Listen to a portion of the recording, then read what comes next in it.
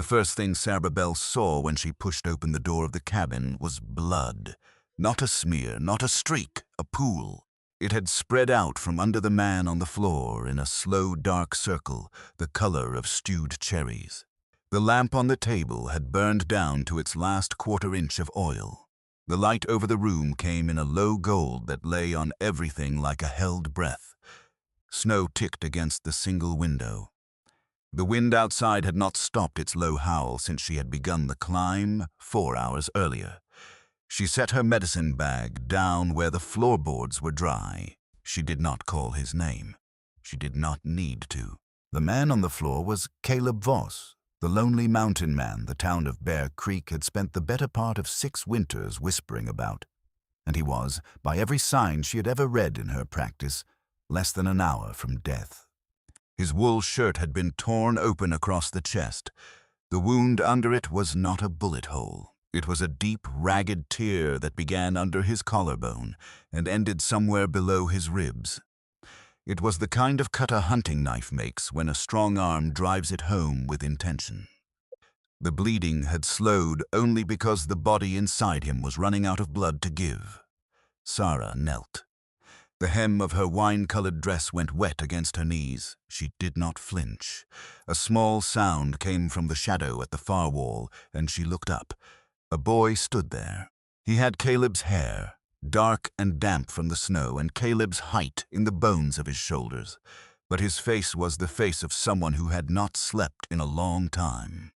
He was holding a tin cup in both hands. He was holding it the way a man holds a thing he has been told to hold. Sara knew him.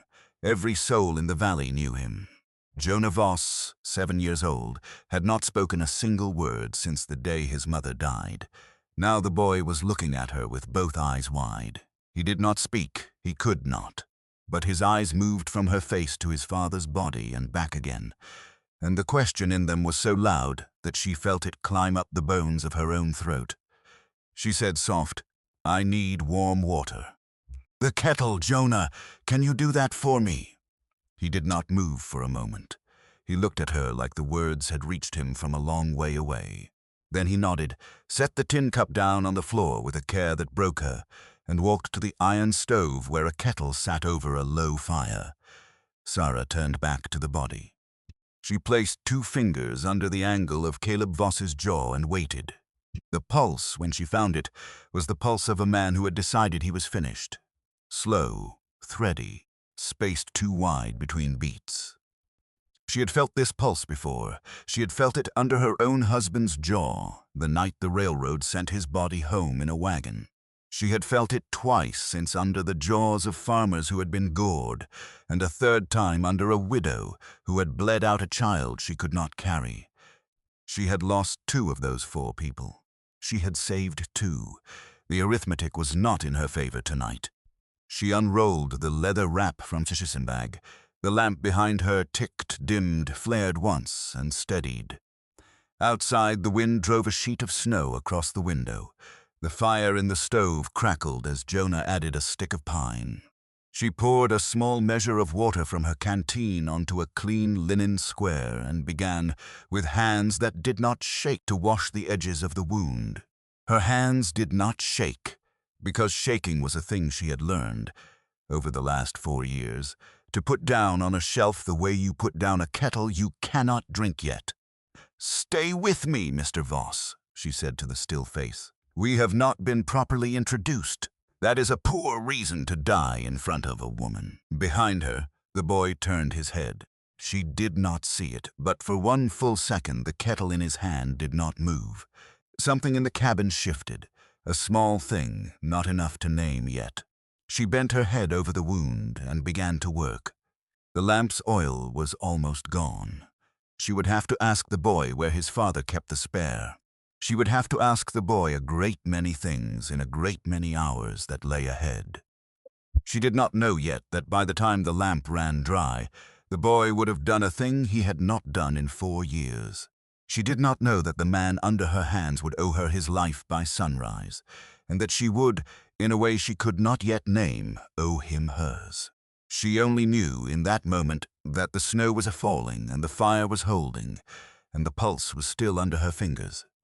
So she pressed her clean linen down, and she went to work. 3 days before that lamp burned low, Sara Bell had been kneading bread in the kitchen of her 2-room cabin at the eastern edge of Bear Creek, with the morning sun on the table and her daughter May cross-legged on the bench by the window, reading a book of Psalms aloud in a steady 9-year-old voice. The cabin smelled of warm yeast and the cinnamon her mother had left her in a tin marked Lawson & Sons, Dry Goods, St. Louis, 1872. The tin had been her mother's and her mother's mother's before that. It was the only thing in the cabin that had not come from this valley. Everything else, the iron stove, the cedar shelves, the leather satchel, the dried bundles of yarrow and willow bark and golden seal hangings from the ceiling beam, she had built or gathered with her own hands since the September the wagon came home without her husband in it. She had been a healer before she was a widow. Her mother had been a midwife in a coal mining town outside Pittsburgh, and Sara had learned the herbs as a girl, kneeling beside her in the same way May now knelt beside her on baking days. She had carried that knowing west with her when she married Thomas Bell at 24. Thomas had been a Union surveyor reassigned to the railroad after the war, a quiet man with a slow laugh and a way of looking at her body that had made her feel beautiful for the first and only time in her life. He had died on a bridge over the Animas River when a load of iron rail shifted under a wagon, and the wagon broke through the bridge frame, and Thomas went down with it. The Pinkerton agent who came to tell her sat at her table and would not look up from his hat. She remembered nothing else of that day except the sound of May's wooden top spinning across the floor. That had been 3 years and 11 months ago.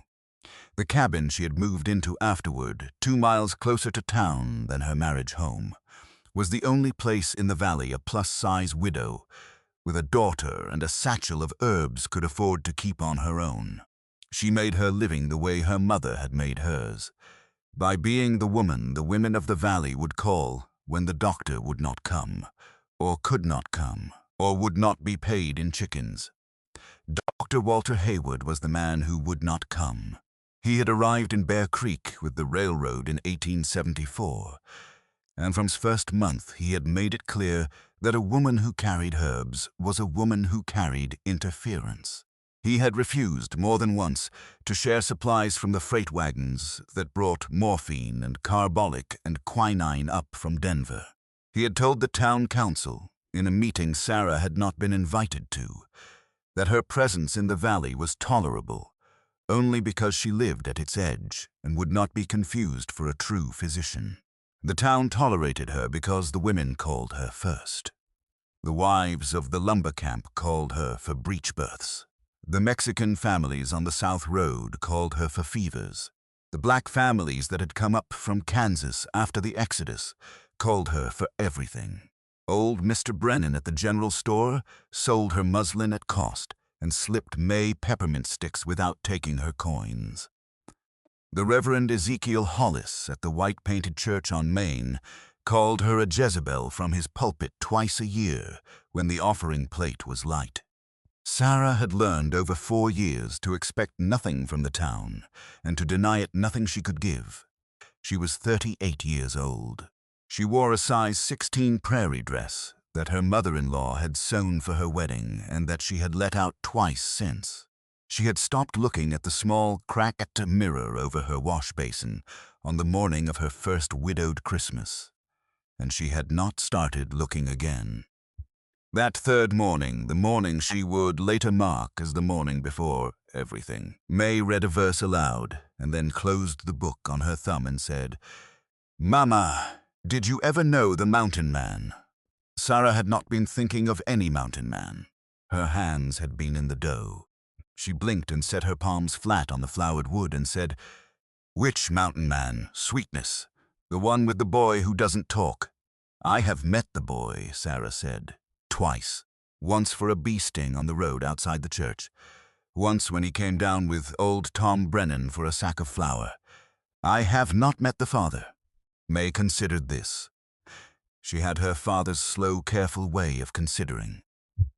Asa Whitlow said the mountain man killed 3 Cheyennes last summer with a knife and never said a word about it. Asa Whitlow is 12 years old and has the imagination of a penny dreadful. Mr. Brennan said the mountain man came down from the war and decided he was done talking to people because they had only ever lied to him. Sara turned the dough 1/4 turn and pressed her knuckles into it. Mr. Brennan is closer to the truth, I imagine. Is the boy's mother dead? Yes. How? A fever, 3 winters back. The doctor would not go up the ridge in the snow. By the time the boy got down, she was gone. May was quiet for a long moment. Then she said, the boy got down by himself, yes. He was 3, yes. May opened the book again and did not read from it. She looked at the page the way a person looks at a window. Then she said, Mama, did you ever hear him talk? No, sweetness. I do not believe anyone has since. Sara would remember that question afterward as the strange small bell that rang before the day turned. She would remember the smell of bread dough, and the bar of sun across the table, and the way her daughter's hair fell over the open book of Psalms. She would remember it because 3 days later, in a cabin she had never set foot in, with a man bleeding out under her hands and a lamp running dry, that same silent boy would do a thing that would become, for the rest of her life, the answer to her daughter's question. She did not know it then. She turned the dough. She tucked a loose strand of her own hair behind her ear with the back of a floured wrist. She said, Read the next verse for me, May. And May read, in her steady voice, from the psalm her father had written out for her on the back of a railroad envelope the year she was born. I will lift up mine eyes unto the hills, from whence cometh my help. Outside the window, a snow that had not been forecast began to drift down from a pale sky. The first knock came at 2 hours past midnight on the 3rd day of the snow. Sara had banked the fire and gone to bed with May curled against her back, the way May had slept since the wagon. The cabin was warm with the slow heat that comes from old pine in a good iron stove, and the wind outside had settled to a low, even breath. Sara had been thinking before she slept that the storm would clear by sunrise. The knock was not loud. It was the careful weight of a small fist against thick wood, repeated 3 times, then a pause, then 3 times again. Sara was on her feet before the second set finished. May stirred and did not wake. Sara wrapped her gray wool shawl around her shoulders, lit the candle on the bedside table from the embers in the stove door, and crossed the cabin in her bare feet. She did not call out before she opened. A woman who had answered enough night doors had learned to look first through the small, iron-grilled peephole her husband had cut into the door the autumn before he died. What she saw through the iron grill was a face about 2 feet lower than where she had been looking. A child's face. A face she knew. She opened the door. Jonah Voss stood on her step in nothing but a wool coat too big for him by half. No hat, no scarf. His cheeks burned red by the wind, snow caked to the wool of his shoulders and the laces of his small boots. His lips were cracked and blue at the corners. He had been walking by the look of him for hours. He looked up at her and did not speak. He did not have to. He held out one small hand. In it was a folded scrap of brown paper that had been torn from the corner of a flour sack. On the paper, in pencil so weak it had been pressed nearly into the page itself, were 4 words written by a hand that knew how to write but had not had the time to do it well. The 4 words were Sara Bell, bring bag. She knelt down on her own threshold. She put both her hands on the boy's narrow shoulders. She felt through the wet wool that he was shaking the kind of shake a small body does when it has been cold too long, but not yet long enough to lose itself. How long, Jonah? She said. How long have you been walking? He held up 6 fingers, and then, after a thought, 4 more. 6 fingers for the miles, 4 more for the hours. She made a sound that was not quite a word. She picked him up off her step without asking and carried him to the fire. She put him down on her own bed where May now sat up, sleep-washed from her eyes, holding the quilt to her chin, and not asking a single question because she had grown up in a healer's house and had learned what silence meant. "May," Sara said, "strip his coat, wrap him in the second blanket. Warm broth, slow with honey in it. Do not let him stand." "Yes, Mama." Sara was already moving. She set water to boil. She pulled the leather medicine satchel down from its hook. She filled it with the things she would need for a knife wound she had not yet seen, and a fever that may already have started. Yarrow leaf for bleeding, willow bark for pain, comfrey for the binding, witch hazel, carbolic in the small brown bottle she had cajoled out of old Brennan, 2 clean linen rolls, her smallest surgical scissor, the small bottle of laudanum she kept for the worst nights, the iron skillet-sized needle, and the silk thread her mother had given her when she had set up her practice. She wrapped a second wool dress over her first. She pulled her own husband's Mackinaw coat down from the peg by the door and put it on over both. She tied her hair back with a strip of leather. She pulled on the heavy boots she only wore when she went up the mountain to deliver Henrietta Liu's babies in the lumber camp. She turned to the bed. Jonah was wrapped in the quilt. May was holding a tin cup of broth to his lips with both hands. The boy was drinking. His eyes had not left Sara since she had opened the door. "Jonah," Sara said, "listen, I am going up to your papa. I will do everything that can be done. You stay here with May. There is bread in the bin. There is wood in the box. There is a Bible on the shelf. There is no one in this town who will hurt you while you sleep in this bed. Do you understand me?" He nodded. "You walked 6 miles in the snow for him," she said. "That is the bravest thing I have heard of in this valley in 4 years. You will sleep now." He did not move. Then his small hand came out from under the quilt, and he caught the cuff of her coat between 2 fingers and held it. Not hard, just held it. The way a small thing holds a large thing when it is afraid to let go. She knelt by the bed. She covered his hand with hers. She said, "I will come back for you, both of you. I will come back." The boy's fingers loosened. He let her cuff go. May walked her to the door. At the door, May said very quietly, "Mama, the road up the ridge. I know the road. You have not gone up it in the dark. I have gone up it in the day. The dark is just the day with the lamp out." May nodded. She was 9 years old and she did not cry. She wrapped her own small arms around her mother's waist as far as they would go, and she said into the wool of the coat, "Bring him back, Mama. Bring his papa back. Bring yourself back. In that order, if you must." Sara kissed the top of her daughter's head. "In that order." She stepped out into the snow and shut the door behind her.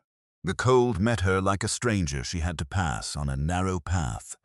She set the lantern of the satchel light into the wire frame of her storm lamp. She started up the road. The wind took up its low howl again. The snow began to fall harder in slow, heavy curtains that moved sideways against the lantern's small yellow circle. The road climbed in switchbacks through the pines for the first half-mile, and then opened onto the long ridge that led to the cabin she had never seen. Sara Bell walked. She walked for 4 hours. She did not think about the cold, or about the man at the end of the road, or about the boy she had left in her bed.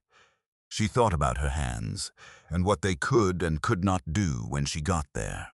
At the end of the 4th hour, the wind broke for 1 full minute, and she saw, across a small clearing, a window the size of a saddle, burning low and yellow against the dark.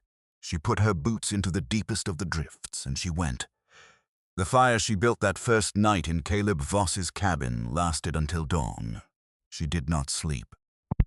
There were not enough hours in the night, and there was not enough margin in the man on the floor for sleep.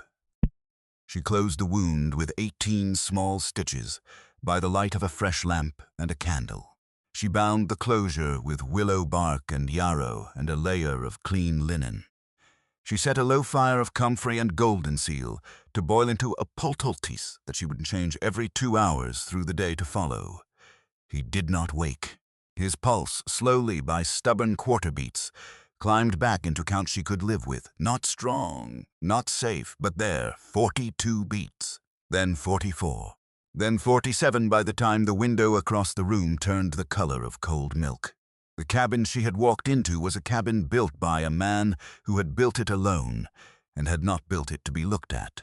The floor was pine, scrubbed but worn through to bare wood at the door and the stove. The walls were dressed log, chinked tight with horsehair and clay. A single bed sat against the back wall, made up neatly with a wool blanket Sara recognized as Hudson's Bay, dark blue, with a single red stripe, the kind sold at the Denver Mercantile for $24. A second smaller bed, the boys sat at the foot of the first. Both beds were made, both pillows were straight.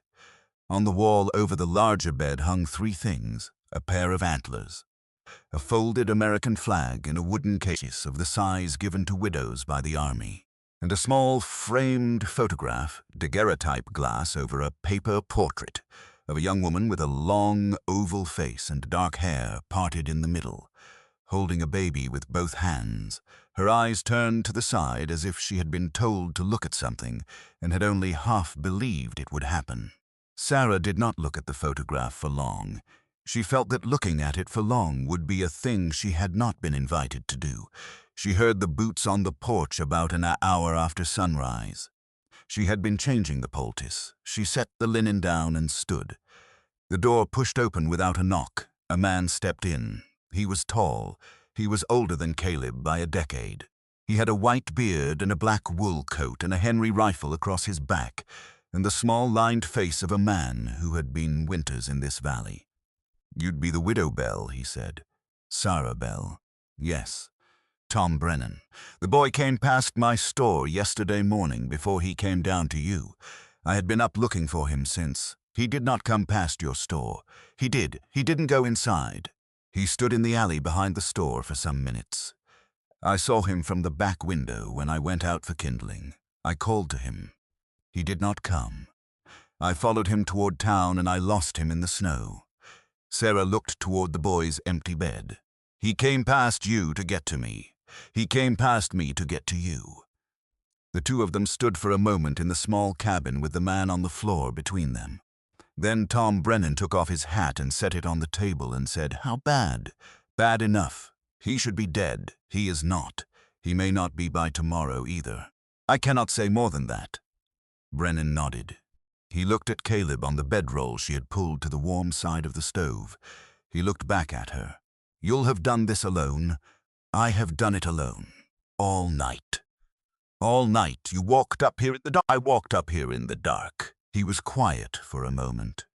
Then he said, "I'll take a horse down the ridge and I'll come back at dusk with what you'll need. I will write you a list. You'll write the list, Mom. And I'll bring you back your daughter so she's not alone in your cabin with the boy." She had not asked for this. She had not been about to. She felt when he said it that some small braid of muscle along the inside of her ribs let go for the first time since the lamp had begun to fail. "Mr. Brennan," she said, "thank you." He put on his hat.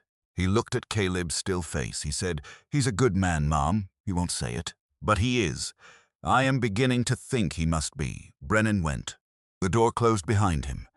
The cabin was quiet again. Sara turned back to the work. It was full noon before she heard the second sound from the man on the floor.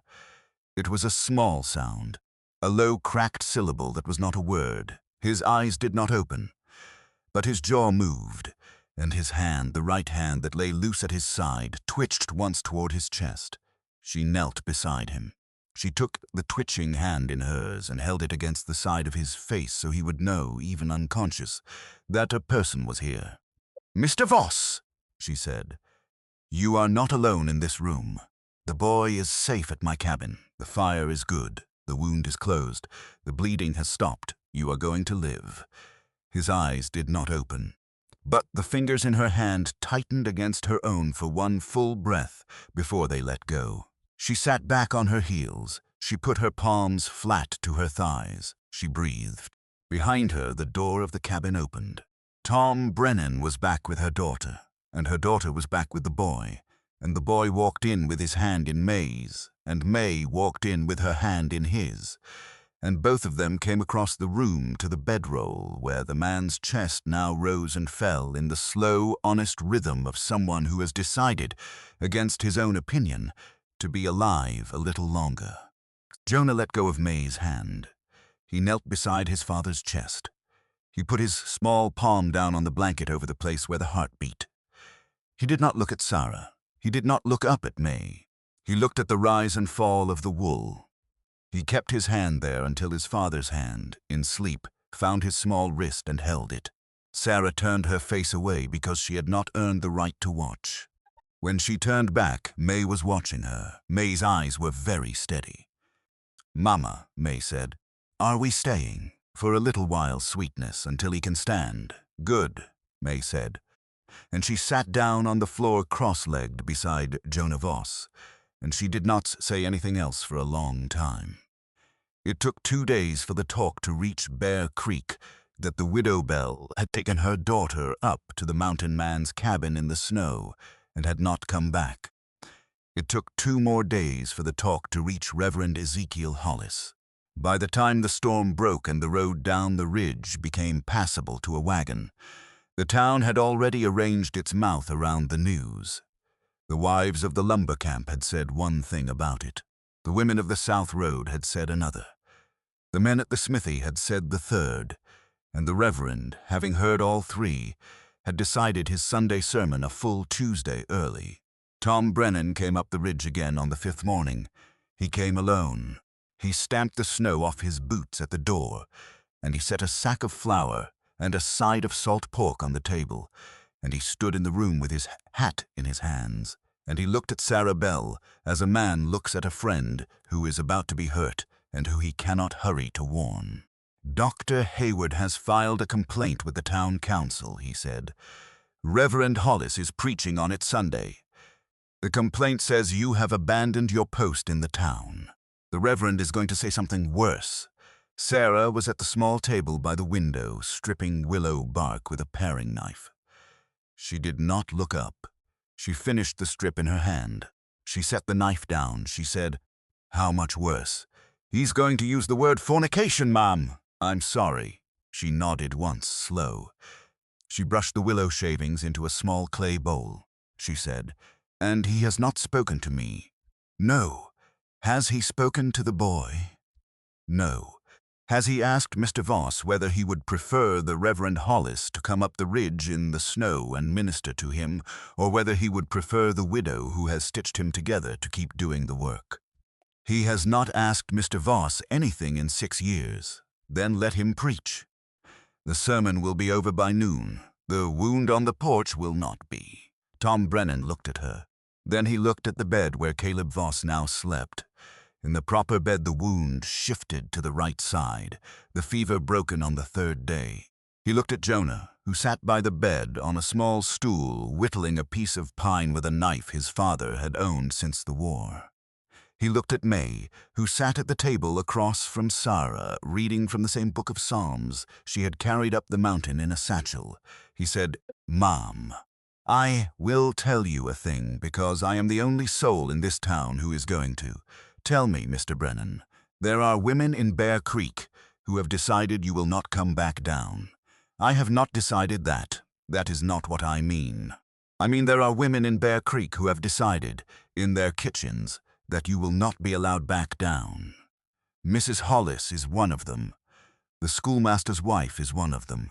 The wife of the man who owns the Denver feed contract is one of them. They have decided that a widow who keeps house with a mountain man and his boy for 6 nights is not a widow they want at their well, at their school, at their store. They have decided you will be told this when you come down the ridge." She did not say anything for a moment. Then she said, "Mr. Brennan, there is no well I draw from in this town.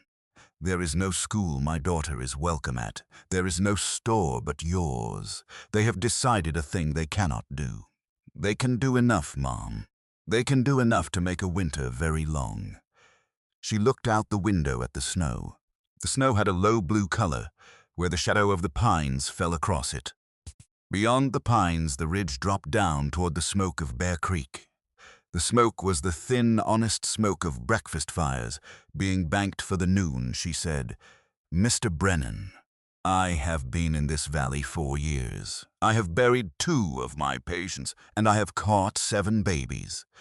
I have set the leg of the Reverend's own brother when the doctor was at a wedding in Leadville. I have not been to a Sunday service since my husband died. I do not think the Sundays will be the thing that breaks me. It is not the Sundays I am worried about, Mom. It is the Mondays." She nodded. "I know." He waited. She looked back at the willow on the table.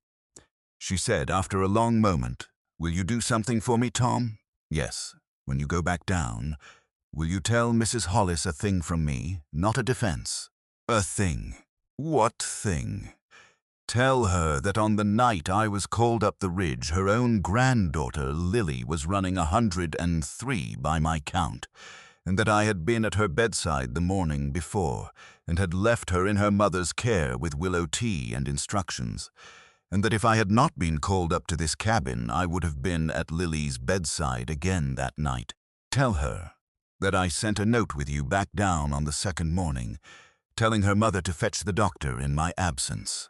Tell her that the doctor would not come, because Lily's father was a black man from Topeka, and the doctor will not go on to the South Road. Tell her that her granddaughter Lily lived, because her mother followed my note and used the willow tea on the schedule I wrote, and because old Mr. Brennan rode out and brought back the comfrey from my cabin himself."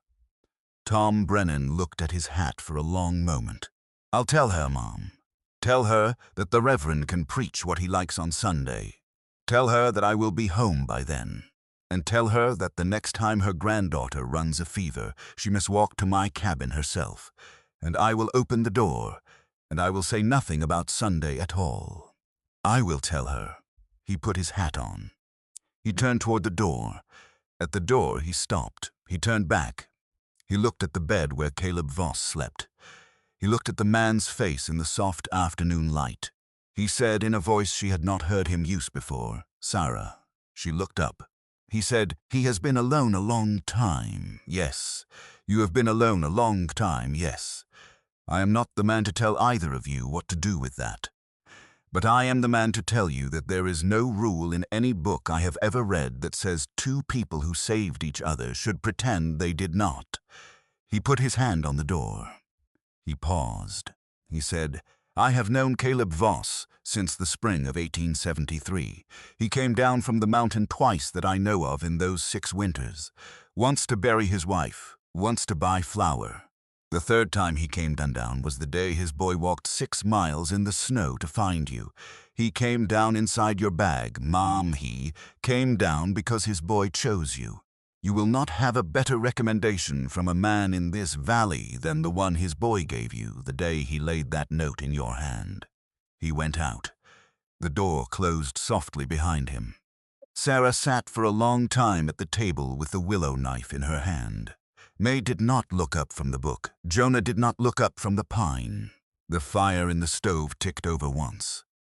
From the bed, in the slow, even rhythm of healing sleep, Caleb Voss breathed in and breathed out and breathed in again. After a long while, Sara picked up the knife. She began again to strip the willow. Outside, the sun moved past the noon. Down in the valley, the Reverend Ezekiel Hollis sat at his oak desk and wrote, in his slow, tight hand, the sermon he intended to deliver on the Sunday to come. He had no idea what the night ahead held for his town. He had no idea that the men who had put the knife in Caleb Voss's chest were not done with their work in this valley, and that they were coming, this time not for a mountain man, but for the doctor who had refused to come up the ridge. On the 6th morning, Caleb Voss woke up properly for the first time. The wound had stopped weeping. The fever had broken on the 3rd day and had not returned. The poultice had done what poultices do when they are laid by a hand that has done the laying 1,000 times before. He came up out of sleep slowly. The light through the window was the white-blue light of a clear morning after a long storm. He turned his head on the pillow. The first thing he saw was the back of a woman in a wine-colored dress at the iron stove lifting a kettle. He did not move, he watched. She moved with the kind of efficiency a woman has when she has cooked at her own stove for a long time. He had not seen any woman move like that in his house in 4 years. The set of her shoulders, the way her left hand braced the kettle handle and her right hand poured, the small, unconscious lift of her chin when she set the kettle back down on the iron and reached, without looking, for the cloth on the hook beside the stove. He had been raised by a mother who moved this way. He had been married to a woman who moved this way. He had not known until that moment how much of his grief had been the absence of this simple kind of motion in his own 4 walls. He shut his eyes. He opened them again. The woman was still there. He had not dreamed her. She turned. She had a wooden bowl in her hand. She saw him and she stopped where she stood. Her face did not change in any large way. The change was small. A softening at the eyes, a breath let out. She said, "Mr. Voss." He said, "Mom." His voice was not the voice he was used to hearing. It was a low, cracked thing that had been 6 years out of practice. She crossed the room. She set the bowl on the small table beside the bed. She knelt. She did not touch him. She said, "My name is Sara Bell. I am a healer from down in the valley. Your son walked 6 miles in the snow on the night of the 17th and brought me a note that," said Sara Bell, "bring bag." I came. I have been here 6 days. I will not lie to you. You were as close to dead as I have seen a living man come. He looked at her. He looked at her for a long time.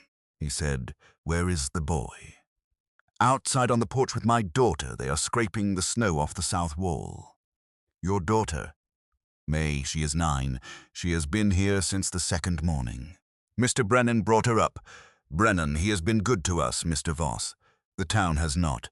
He shut his eyes. He opened them. He said, "Help me sit up." She helped him sit up. The sitting cost him. She put 2 pillows behind his back and 1 under his right elbow, because the muscles on that side were the ones that had been cut. He drank the broth in the bowl when she held the spoon up, because his own hand was not yet steady. He did not say anything while he drank. When the bowl was empty, he said, "Tell me what happened." She told him. She told him about Jonah at her door with the note. She told him about the 4-hour climb. She told him what she had found and what she had done. She told him about Brennan. She told him about the storm. She told him, last, about the Reverend Hollis and the sermon that was waiting on Sunday in the valley. He listened. He did not interrupt her. When she was finished, he said, "What day is it?" "Saturday morning, Mr. Voss. The Reverend's sermon is tomorrow." He looked at the window. He looked at the snow on the south sill. He said, "What did the boy say to you when he came?" He did not speak. He held out the note. He held out the note. "He has not spoken to me in 4 years, I know. He has not spoken to anyone. I know, Mr. Voss." The man on the bed looked at his hands. They were the hands of a man who had worked alone for a long time. The knuckles were scarred and squared from 1,000 axe strokes. The thumbnail of the left hand was the dark blue of a thumbnail that had been hit with a hammer and would never grow back the same. He said, after a while, "He went to you because you were kind to him on the road. I gave him a sugar candy. He has kept that candy in the small wooden box under his bed. He never ate it." She did not say anything. There was nothing she could think to say. He said, "Sara Bell." She said, "Yes, Mr. Voss, Caleb. Sara, the men who put that knife in me were not done with me. They were horse thieves. 4 of them.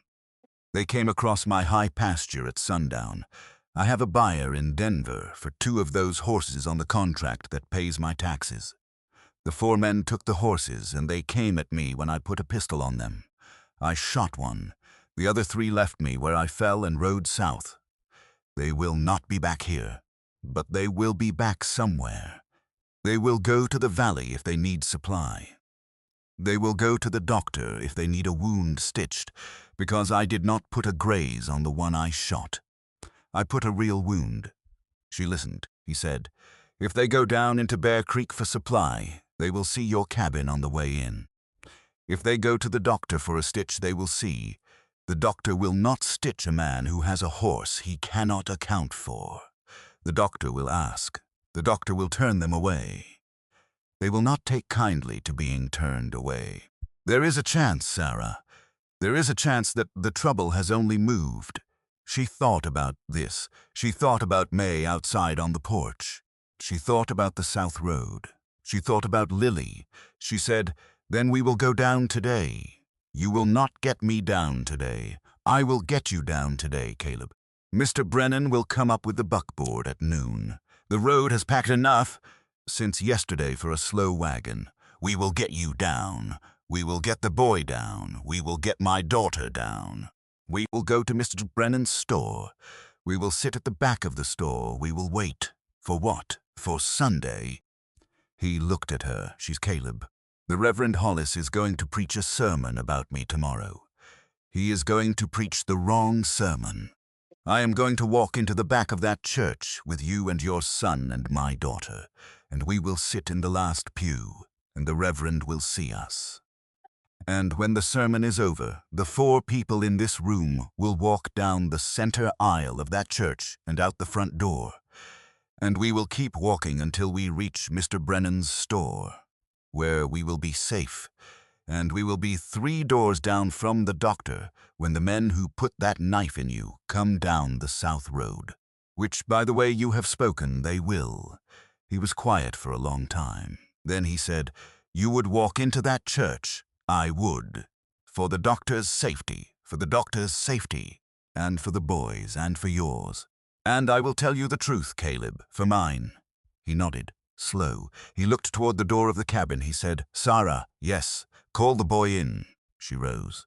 She went to the door. She opened it. She called, gentle, into the cold, bright morning, "Jonah, May, come into the warm now." The 2 of them came in. They came in stamping snow off small boots. Jonah's cheeks were red. May's were redder.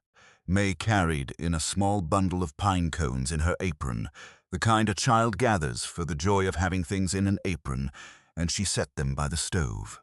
Jonah crossed the room to the bed. He stopped beside it. He did not climb up. He stood at the side of the bed with his hands at his sides, and he looked at his father's face for the first time in 6 days. Caleb Voss looked at his son. He raised his right hand, the unhurt hand, and he set it, slow, on the top of the boy's dark, damp hair. Jonah closed his eyes. The cabin was very quiet for a long moment. The fire ticked. The wind outside held its breath. Then Caleb Voss said, low and even, the first thing he had said to his son in many days, "We're going down the mountain tomorrow, son. We're going to church." The boy's eyes opened. He looked up at his father. He looked over at Sara at the door. He looked back at his father. He did not speak, not yet, but for the first time in 4 years his lips parted, and a small dry sound came out of his throat that was almost the beginning of a word. Almost, not yet. Caleb Voss did not move his hand. He did not push. He waited. The boy closed his lips again. He swallowed. He nodded once. It was enough for now. Outside in the clearing, the sound of horse harness came up through the snow. Tom Brennan was a half-hour early with the buckboard. They came down the ridge in the buckboard with the noon sun on the snow. Caleb in the bed of the wagon under 3 Hudson's Bay blankets. The 2 children pressed against him on either side for warmth and for the simple animal fact of being against him. Sara on the bench beside Tom Brennan with her medicine bag in her lap. The road took them 3 hours. The road was good for the first 2 and treacherous for the last, because the south-facing slope had begun to slide in patches under the noon sun. Brennan walked the horses the last half-mile. They reached Bear Creek at 3:30. The town was quiet in the way frontier towns are quiet on a Saturday afternoon between chores. Smoke from the chimneys, the smell of frying onions from the back of the boarding house, the clang of a far smithy, a dog barking once behind a fence. Brennan took them to the back of the store. He had cleared the back room of his own boarding for them. 2 beds, a small stove, a door that locked. He helped Caleb down off the wagon and into the back room and onto the larger of the 2 beds. The man's color had stayed up the whole ride down. He was thinner than he had been 6 days ago, the way every man is thinner after a wound, but the bones of his shoulders were holding. The children fell asleep almost the moment their boots came off. May on the small bed, Jonah on the floor beside the larger one. His hand reached up over the side of his father's mattress, and his fingers curled around the wool of the blanket. Sara washed her hands in the basin by the door. She turned. She looked at Caleb. He was watching her. She said, "I will go check Lily Whitcomb tonight after dark. I will be back before midnight. You will not go alone. It is the South Road, Caleb. The doctor will not be on the South Road. There is no danger on the South Road. It is not the South Road I am thinking of. It is what is between this store and the South Road." She did not answer right away. She walked over to the bed. She sat on the edge of it. She said, in a voice the children would not have heard, "I have to go to her, Caleb. She is 6 years old. She is the second child in 3 years that the doctor would not see. If I do not go, the next call I get may be for her too late." He was quiet for a moment. Then he said, "Mr. Brennan, sir, I would ask you to walk with the Widow Bell tonight to the Whitcomb cabin and back. I would walk with her myself if I could stand on my left leg without going down. I will walk with her, Caleb. Take the rifle. I will take the rifle, Sara." She looked at him. He said, "Be careful." She nodded. She set her hand briefly on the wool of the blanket over his right wrist. He turned his hand under hers and caught her fingers. He held them. Not long. Just long enough that the touch was a sentence. She left. Tom Brennan and Sara Bell went down the South Road at 7:30, an hour after the sun had set. The road ran past the eastern edge of town, behind dark, closed face of Dr. Hayward's surgery, around the back of the church, and out into the cluster of small homesteads where the black and Mexican families of Bear Creek had built their lives. The lanterns of the homes on the South Road were warm against the snow. They reached the Whitcomb cabin in 20 minutes. Lily Whitcomb was at 102 and falling. Sara sat with her for 2 hours. She bathed the small forehead in cool water. She gave the willow tea on the schedule she had written down for the mother. She left a fresh bundle of comfrey on the kitchen table. By 10:30, the child's temperature was at 99 and her sleep was deep. Sara stood at the door. She kissed the mother on the cheek. She said, "I will be back in the morning." She and Brennan walked back up the South Road in the dark. The moon had come up and the snow held the moon's light. They walked without talking for the first 10 minutes.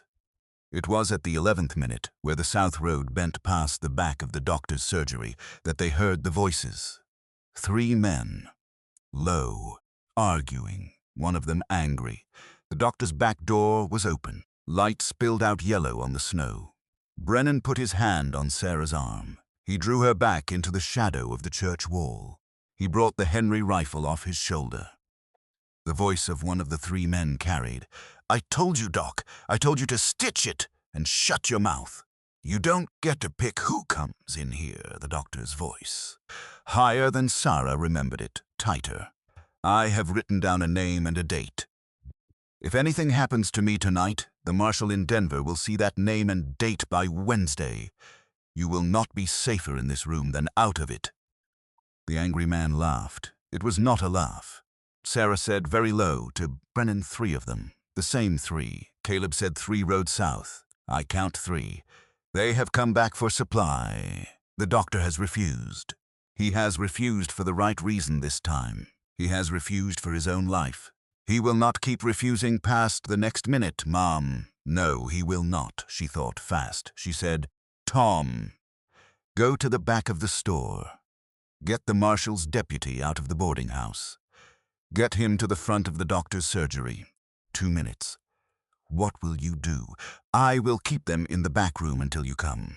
"Sara, I will not go in. I will speak from the alley. I will say a name. They will know the name. They will not leave the doctor's back room until they know who is in the alley. 2 minutes, Tom. Go." He went. He went fast. He was a man in his 60s, and he went like a man in his 30s. Sara stepped one step out of the shadow of the church wall and into the mouth of the alley behind the doctor's surgery. She did not go closer. She stood in the lane where she could be heard but not seen. The light from the doctor's open back door fell yellow across the packed snow 10 feet from her boots. She called in a steady voice, "Mister, the man you stabbed up on the ridge 6 nights ago is alive. His name is Caleb Voss. He is at Brennan's store. He has told me your faces. He has told me your horses. If you take one more step against the doctor, the marshal in Denver will have your names by Wednesday with my mark on the paper beside Caleb Voss's mark. I am the widow Bell. I have stitched the men of this town for 4 years. The marshal knows my name. Leave the doctor. Walk out the back door. Get on your horses. Ride." The voices stopped. A long moment. A long, silent moment. She heard her own heartbeat in her own ears. Then the angry voice, "Who's with you?" "That is not the question. The question is who is with the doctor. The question is who is at the front of his shop. The question is whether you would like to leave through the back door now, while there is still a back door to leave through." Another silence. Then, boots. 3 pairs of boots moving toward the back door of the surgery. Not toward her. Away. She did not move. She did not breathe. The 3 men came out of the doctor's back door. They did not see her in the shadow at the mouth of the alley. They moved toward the hitching post where their horses were tied. They mounted. The horses turned. They rode out the south end of the alley at a hard trot. From the far end of the lane, the marshal's deputy and Tom Brennan came around the corner at a run, the deputy's pistol drawn. The men were gone. They would be gone by the count of the night, before the snow on the south road had filled in the tracks of their horses. Dr. Walter Hayward came out the back door of his surgery in his shirt sleeves and stood on his back step and looked at the snow where the 3 horses had been. He was shaking. He had not been hit. He had a smear of his own blood under one ear from a backhand he had been given. He saw Sara at the mouth of the alley. He looked at her for a long moment. He said, "Widow Bell, Dr. Hayward, you stood in my alley and spoke for me. I did. After what I have said about you in council, after what you have said about me in council." He looked down. He did not look up for a long time. When he looked up, his face was the face of a man who has done a great deal of thinking very quickly. He said, in a voice she had never heard him use, "Ma'am, I should not have said it, none of it. I will say so to the council on Monday, and I will say so to the Reverend Hollis tonight." She looked at him. She did not say anything. He said, "If you will allow me, I will walk you back to Brennan's store now. I am, as it happens, a doctor, and as it happens, I owe you a walk through the snow."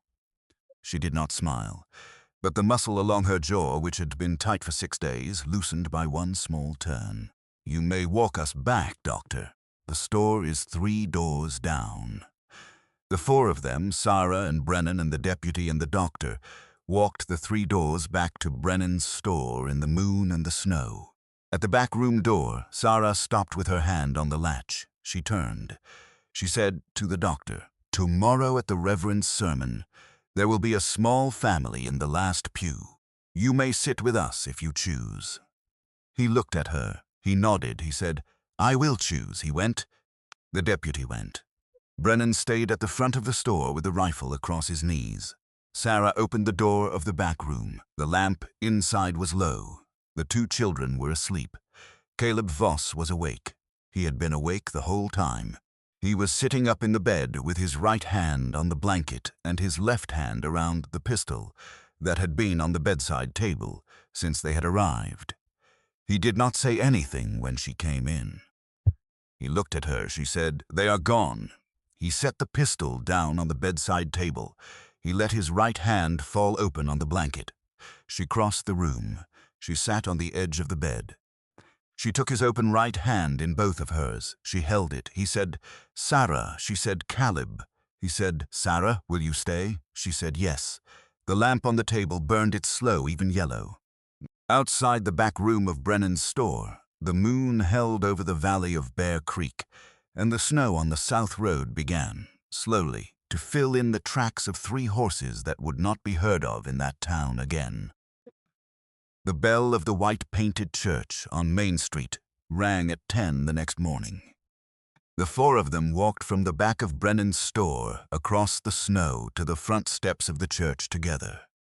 Caleb Voss walked with his right arm in a sling Sara had cut from a clean linen sheet that morning, and with his left hand on the small of his son's back. Sara walked with her medicine bag over one shoulder and her daughter's hand in her own. Dr. Walter Hayward met them at the bottom of the church steps in a black coat and a clean collar. He did not say anything. He fell in behind them. The 5 of them walked up the steps and into the back of the church together. The pews were full. The town was full. The Reverend Ezekiel Hollis was at the pulpit, in his Sunday coat, with the pages of his sermon laid open before him. He looked up at the door. He saw them. The pages in front of him did not move for a full, long second. The faces of the congregation turned one by one. The wife of the schoolmaster, the wife of the feed contract man, Mrs. Hollis in the front pew. They turned, they saw. They did not look away. Sara guided her family into the last pew on the left side. They sat, Caleb in the aisle seat, Jonah next to him, May next to Jonah, Sara at the end. Dr. Hayward sat behind them in the second to last pew. Alone, the Reverend Hollis cleared his throat. He looked down at his pages. He looked up at the congregation. He spoke. His voice did not carry well at first. He had to clear his throat again. He said, "Brothers and sisters, I had prepared a sermon for this morning on the question of a widow's place in our valley. I have been informed by Dr. Hayward that the sermon I prepared does not accord with the facts of last night. I will set it aside." A small murmur went through the congregation. The Reverend set his hand on the pages. He looked, for the first time in a long time, at the back of the church. He looked at Caleb Voss. He looked at Sara Bell. He looked at the 2 children between them. He said, "I will preach instead from the 121st Psalm. I will lift up mine eyes unto the hills, from whence cometh my help. My help cometh from the Lord, which made heaven and earth." He preached for 30 minutes. He preached a small, plain, honest sermon about help, and about who in a frontier valley the Lord uses to deliver it. He named no names. He apologized for nothing in particular. He did not mention the back of the church. But at the end of the sermon, when the last hymn had been sung, the Reverend Hollis stepped down from the pulpit, walked the center aisle of the church, stopped at the last pew on the left side, and held out his right hand to Caleb Voss. Caleb stood, slow, holding the back of the pew with his good hand. He took the Reverend's hand. They shook. The Reverend nodded once at Sara. He did not say her name. He did not need to. The congregation was very quiet. The 4 of them, with the doctor a step behind, walked down the center aisle of the church and out the front door into the bright cold noon. They walked the 3 doors back to Brennan's store. They sat down in the back room. Tom Brennan brought them coffee in tin cups and a plate of warm cornbread he had baked himself before the bell. The 2 children ate. The adults sat. It was Caleb who broke the silence after a long while. He said, "Sara, I have a question," she said. "Ask it, Caleb." He looked at the small wood stove in the corner. He looked at the 2 beds against the wall. He looked back at her. He said, "If I asked you to come up to the cabin with the boy, with May, not for the winter, for longer, for as long as you wanted to stay, would you say yes?" She did not say anything for a long moment. She looked at May. May was watching her over the rim of a tin cup with eyes that had been waiting for that question for 2 days. Sara looked back at Caleb. She said, "Yes." The 2 children were very still. Jonah had set his cornbread down on the table. He was looking at his father. He was looking at Sara. He was looking at May. The boy opened his mouth. He closed it. He opened it again. He said, in a small, dry voice that had not been used in 4 years, one word. He said, "Mama." The word did not come at Sara. It did not come at his own dead mother. It came at the room. It came at the new shape the room had taken. It came at the fact, the simple fact, that the room now had a mother in it again. Sara could not breathe for one long second. Her eyes filled. She did not move. She did not reach for him. She knew the way a healer knows that the first word a silent child speaks must be allowed to stand by itself.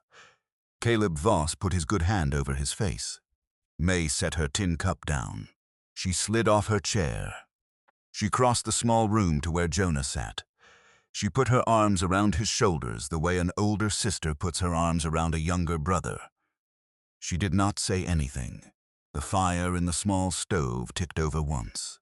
Outside, in the snow-covered street of Bear Creek, Tom Brennan stood at the front door of his store, sweeping the snow off his step, and he did not look in the back room window because he was a man who knew the difference between watching and witnessing. Above the town, on the high ridge, the wind moved low through the pines. The cabin at the end of the ridge waited. The lamp inside it would not need a stranger's hand to light it next time. It would have a family back in it by the end of the week, and the family in it would be 4 people, not 2. I have only one more thing to tell you about Sara Bell and Caleb Voss. The wound in his chest healed clean. He carried the scar as men carry such scars for the rest of his life. He did not speak often about the night he was nearly lost.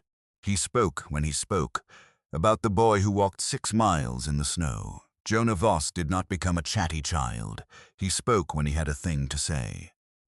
He grew up on the ridge with May Bell, who became his sister, and he learned from Sara the names of the herbs on the ceiling beam, and he learned from Caleb the names of the high passes that led north out of the valley. He spoke, at his wedding 23 years later, of the night his father almost died, and of the woman who walked 4 hours up the ridge in the snow because a small silent boy had laid a note in her hand. Sara Bell Voss, as she was called by the women of Bear Creek by the second spring, ran her practice from the cabin at the end of the ridge for 31 years. She taught May the herbs. May became the midwife for the valley after her. The Reverend Hollis never preached against her again. Dr. Hayward, before he died of a stroke in 1893, willed his medical books to her library. Tom Brennan stood as best man at her second wedding, which was held on the porch of the cabin in the spring of 1880, with the 2 children in the front row and the entire south road of Bear Creek in the yard, and the snow off the high peaks beginning at last to melt. That is what happened in the valley of Bear Creek in the winter of 1879 and 1880. That is what came of a small boy in a coat too big for him, knocking on a widow's door at 2 in the morning, with a torn piece of brown paper in his hand. That is what came of a woman who did not turn him away. The lamp on Caleb Voss's cabin floor that first night did not last until sunrise. She lit a second from it before it went out. The second lasted until the first light came across the ridge. The boy slept by his father's side under a wool blanket that smelled of pine and yarrow, and the slow, honest smoke of a fire that had been built, for the first time in 4 years, by a woman's hands. And on the high ridge above Bear Creek, the snow kept falling for 1 more day, and then it stopped. That is the end of the story. But it was for the woman called Sara Bell, and the man called Caleb Voss, and the children called May and Jonah, only the beginning.